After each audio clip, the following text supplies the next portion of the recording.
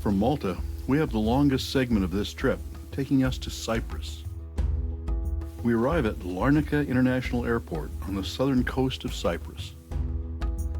This map shows a complication of Cyprus. It's a divided country with Turkish Cypriots in the north and Greek Cypriots in the south, separated by a UN green zone.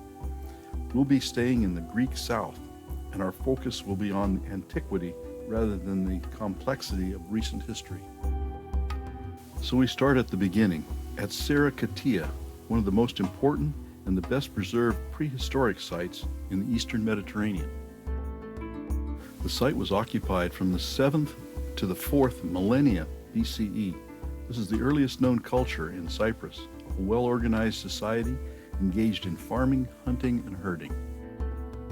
Reconstructions show how the buildings may have looked, round with flat tops and windows.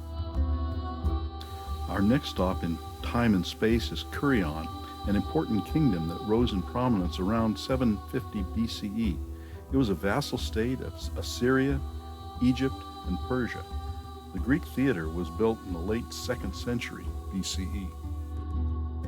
The Romans annexed Cyprus in 58 BCE.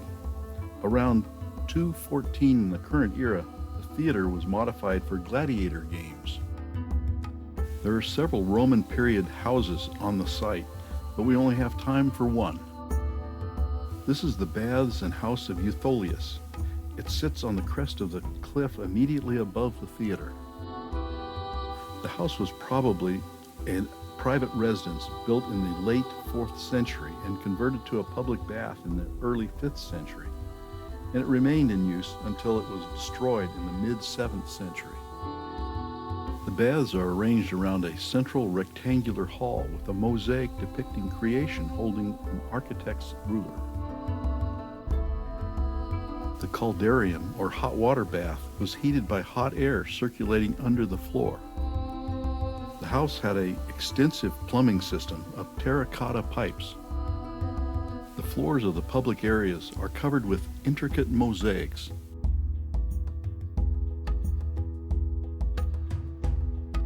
On the way to Paphos, we stop at Aphrodite's Rock. Legend has it that this is the birthplace of Aphrodite, the Greek goddess associated with love, beauty, pleasure, passion, and procreation.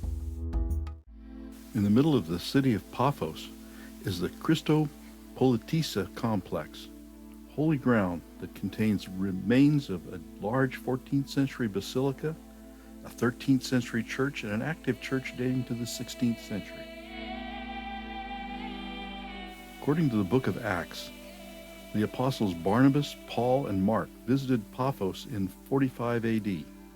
Legend has it that Paul was tied to this pillar and given 39 lashes for proselytizing. These columns and mosaic-covered floors are what remain of a very large basilica that dates to the late 4th century. In front of the basilica was a large atrium surrounded by columns with a circular fountain in the middle. The mosaics show their age, but they're still pretty amazing.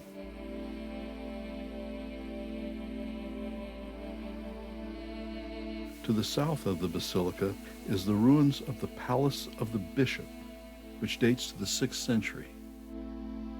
And to the northwest are the ruins of another church that dates to the 13th century.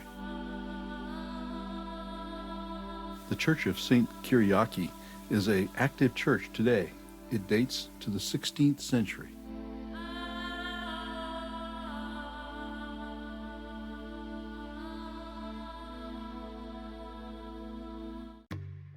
The Paphos Archaeological Park contains a major part of the Greek and Roman city of New Paphos. Its sites date from prehistoric through the Middle Ages. The most significant remains excavated so far are 4 large, elaborate Roman villas. Unfortunately, we only have time to visit the house of Dionysus. It's so named because Dionysus is a prominent subject of the mosaics. The house is arranged around a central courtyard. It was built at the end of the 2nd century and was destroyed and abandoned after earthquakes in the 4th century. Many mosaics have themes from mythology. This one depicts Narcissus admiring his reflection in a pool. This is Poseidon with his trident. This is Apollo and Daphne. And this is Icarus. This mosaic is thought to depict the four seasons. The realism and three-dimensional effects captured in the mosaics are amazing. There are also animals and geometric patterns.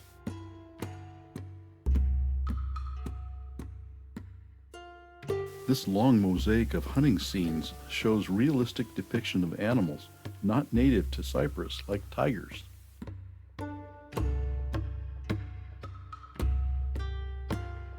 And now for something completely different. Dinner at the Art Nest, an art gallery.